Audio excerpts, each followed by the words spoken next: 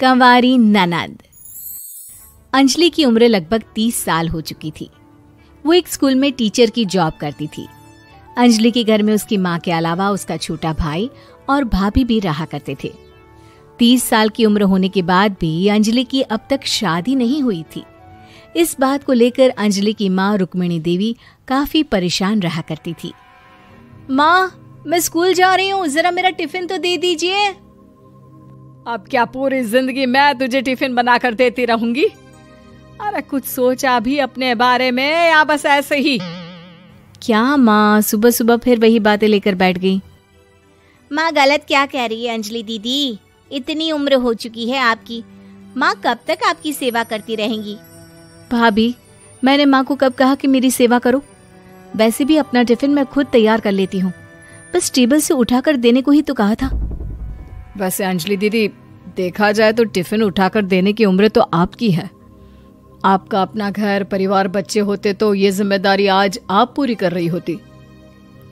एक बात मेरी समझ में नहीं आती, अगर मेरी शादी नहीं हुई तो इसमें मेरी क्या गलती है और तुम सब लोग मेरे पीछे क्यों पड़े रहते हो?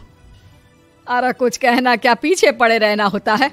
अपने छोटे भाई को देख, तुझसे 3 साल छोटा है लेकिन 2 बच्चे खेल रहे हैं आंगन में। मुझे आप लोगों की कोई बात नहीं सुननी, जा रही हूँ मैं। और आप में से किसी को मेरा कोई काम करने की जरूरत नहीं है, मैं खुद संभाल लूंगी। इतना कहकर अंजलि वहां से चली जाती है। शाम को जब अंजलि अपने स्कूल से लौटकर घर वापस आती है तो उसने देखा कि पड़ोस वाली निर्मला चाची वहां पर बैठी हुई थी। क्या बात है अंजलि बिटिया, नौकरी करके वापस आ गई? जी चाची जी, कैसी हैं आप? मैं तो ठीक हूँ बेटा, तुम बताओ शादी के बारे में कुछ सोचा या नहीं? अरे रहने दीजिए ना, इससे तो शादी की बात करना ही बेकार है। कुछ भी कहो तो गुस्सा करती है, बात बात पर आंखें दिखाती है। माँ, आप ऐसा क्यों कह रही हैं? मैंने कब आप पर गुस्सा किया? अरे अंजलि बेटा, तुम्हारी माँ ठीक ही तो कहती है। 30 की होने आई हो, अब तुम्हें भी शादी वादी कर लेनी चाहिए। चाची जी, आप तो ऐसे कह रही हैं जैसे शादी करने से मैंने मना किया हो। रहने दीजिए निर्मला चाची, हमारी अंजलि दीदी को अभी तक उनकी पसंद का दूल्हा नहीं मिला ना, इसीलिए वो शादी नहीं कर रही। भाभी, ऐसी कोई बात नहीं है। अरे तो फिर क्या बात है? तुम्हारी माँ ने तुम्हारे लिए इतने रिश्ते ढूंढे लेकिन तुम्हें कोई पसंद ही नहीं आता। क्या है ना चाची जी, हमारी ननद रानी नौकरी जो करती है ऐसे ही थोड़ी ना किसी को पसंद कर लेंगी। अरे भाई, नौकरी का घमंड है तो बात अलग है, कोई और बात हो तो बताओ, कोई रास्ता निकाला जाए। नहीं चाची जी, कोई बात नहीं है, बस मुझे अभी तक अपनी पसंद का कोई मिला नहीं है। सुन लिया आपने, इस लड़की के तो पर निकल आए हैं और इतनी उम्र में अपनी पसंद का कोई मिलेगा भी नहीं इसे। माँ, आप मेरी शादी को लेकर हमेशा मुझे ताने क्यों मारती रहती हैं? अपनी माँ की बातें तो ताने लगती है। ताने हैं? बताओ, मैंने कुछ गलत कहा क्या? देखो, ये सब छोड़ो, मेरी दूर की बुआ का बेटा है, उसकी अभी शादी नहीं हुई है, उम्र होगी कोई 34-35 साल। आप कहें तो बात आगे बढ़ाऊं? अरे हाँ, क्यों नहीं, ये भी कोई पूछने की बात है। अरे जल्दी से लड़के को यहाँ बुला लो। माँ, आप मुझसे पूछे बिना मेरी शादी की बात करने जा रही हैं और मेरी उम्र 30 भी पूरी नहीं हुई है। निर्मला चाची कह रही है कि वो लड़का 35 साल का है।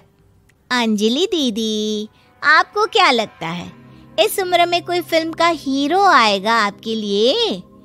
देखिए, अब पसंद और नापसंद की बात तो रहने दीजिए, पसंद करने की उम्र तो आपकी निकल चुकी। अब तो जो भी मिले उसी से शादी कर लीजिए, इसी में भलाई है। तेरी भाभी बिल्कुल ठीक कह रही है। अब जैसा रिश्ता मिले उसके लिए हाँ कर देना, ताकि हम भी गंगा नहाए। ठीक है, चलिए मैं उस लड़के को कहती हूँ, वो कल ही अंजलि को देखने आ जाएगा। अगले दिन निर्मला चाची के दूर का रिश्तेदार अंजलि को देखने उसके घर आता है। उसका नाम था अजय। अंजलि जी, तो आप नौकरी करती हैं, वो भी स्कूल में? जी हाँ, मैं स्कूल में टीचर हूँ। हमारी बेटी बहुत होशियार है।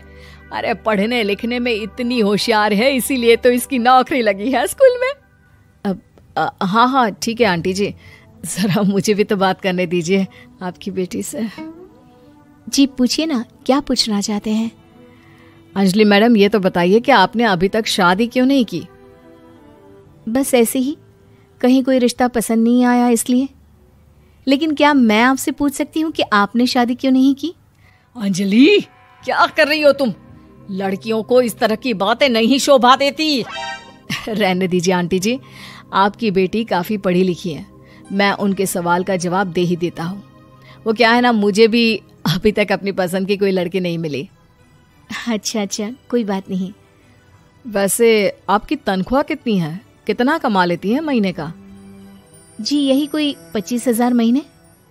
बस 25,000? इतने से क्या होता है? इतने से तो आजकल घर भी नहीं चलता। आपके कहने का क्या मतलब है? अरे मैं तो ये सोच कर आया था कि नौकरी वाली लड़की है, आराम से 40,000 कमाती होगी। माफ कीजिएगा, आपका और मेरा रिश्ता नहीं हो सकता। जी कोई बात नहीं, मुझे भी आपके साथ शादी करने में कोई इंटरेस्ट नहीं है। अंजलि, किस तरह की बात कर रही हो? घर आए रिश्ते को ठुकरा रही हो तुम। दीदी, अब इस उम्र में आपको इतनी अकड़ नहीं दिखानी चाहिए।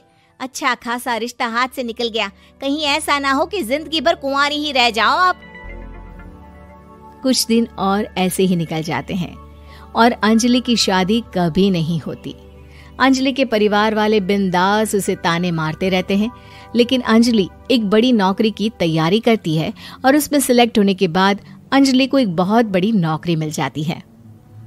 अब तो दीदी के नखरे और भी ज्यादा बढ़ जाएंगे भाई। अब तो इतनी बड़ी नौकरी जो लगी है, अब इनकी शादी होने से रही। माँ, मुझे नौकरी के लिए दूसरे शहर जाना पड़ेगा। आप जानती हैं ये बहुत बड़ी जॉब है और इसमें पैसे भी बहुत ज्यादा मिलेंगे।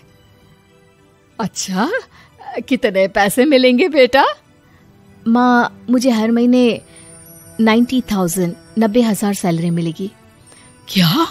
अरे वाह वाह, ये तो बहुत अच्छी बात है। लेकिन फायदा क्या? कितने भी पैसे मिले, शादी तो हुई नहीं ना तुम्हारी। अंजलि नौकरी करने के लिए दूसरे शहर में चली जाती है और जब कुछ महीनों के बाद वो वापस घर आती है तो उसे अपने पति के साथ देखकर उसके घर वाले हैरान रह जाते हैं। अरे अंजलि, तूने शादी कर ली और हमें बताया तक नहीं। और दामाद जी करते क्या है? इतनी बड़ी कार है उनकी। माँ, मैं आपको सब कुछ बताना चाहती थी, लेकिन आप सबके ताने सुनकर बहुत दुखी हो गई थी और इसलिए मैंने अपनी पसंद से शादी कर ली। मेरे पति मेरे साथ ही ऑफिस में नौकरी करते हैं और बहुत बड़े अफसर हैं।